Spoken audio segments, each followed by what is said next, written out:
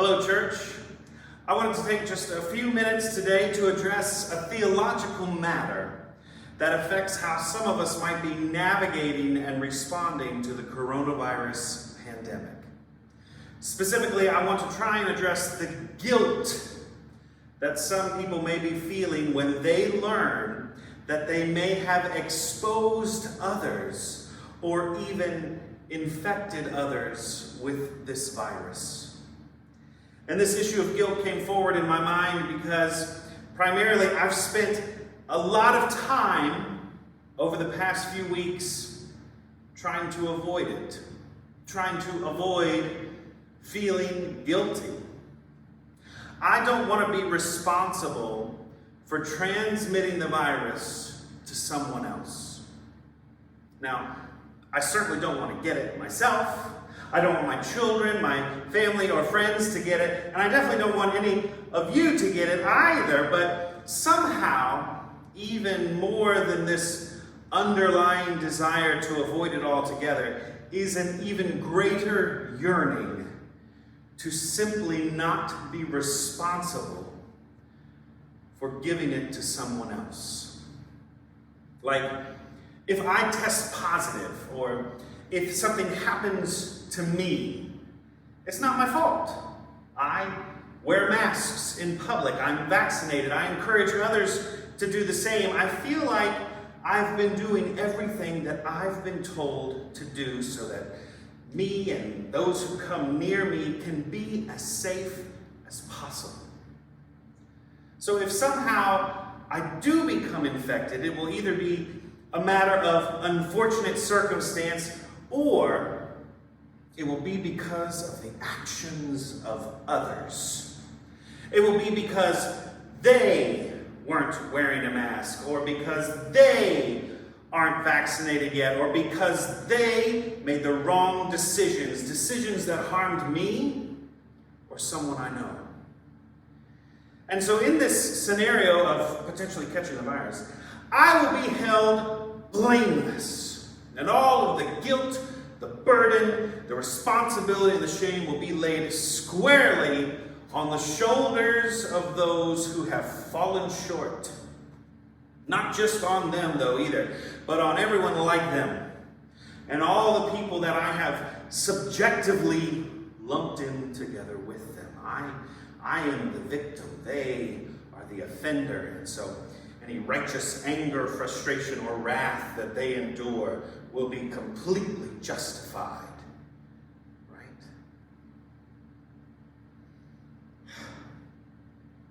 But that's not how this works. The reality of this pandemic, and really just an uncomfortable truth about life in general, is that you can do everything right and things can still go wrong. You see, I don't know about you, but in some ways I have been living and navigating this pandemic in an unhealthy way. A way where I have been too quick to condemn and judge a lot of people based on things that often happen outside the realm of their control. I had built up these ideas about the harm that this virus generates, and I wrongly attributed that harm to the intentional actions or inactions of those who tested positive or those who transmitted the virus to others. And it was because of the way that I thought about all of this stuff and the way that I approached this way of navigating the world that I subconsciously developed this propensity for guilt. Worried that if somehow I contracted and transmitted this virus to someone, that I too would face this same anger, the same wrath and condemnation that I have been pronouncing on everyone else. But Phil, you might say, but Phil, you wear masks in public, you're vaccinated, you're encouraging others to do the same, you're doing everything you've been told to do. It's okay to condemn everyone else. And don't worry about judgment. You will almost never have to face that jury because you are such a righteous and upstanding citizen. You would never knowingly harm someone else. And to you, if you said that, I would reply, well, there's the rub then, isn't it? Of course I would never knowingly harm someone, but what if it happened without my knowledge? What if it happened by accident, or if I transmitted this virus to someone before I even knew I was infected myself? What if I hurt someone? What if someone died because of me, even though I did everything right? Even though we were both vaccinated, we were both outside, we were spread out. What then?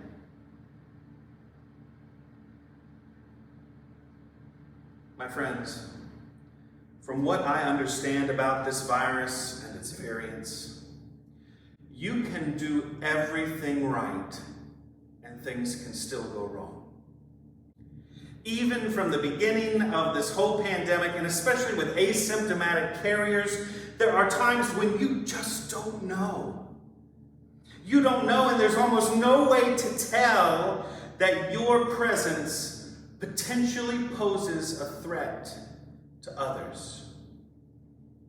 And then there are just countless outcomes, scenarios, and situations that affect the transmission and infection rates. It is just the harmful nature of this virus. Sometimes there's nothing you can do. I want you to know that. And it is because of that I encourage you to be gentle. Be gentle not only with yourselves, but with others.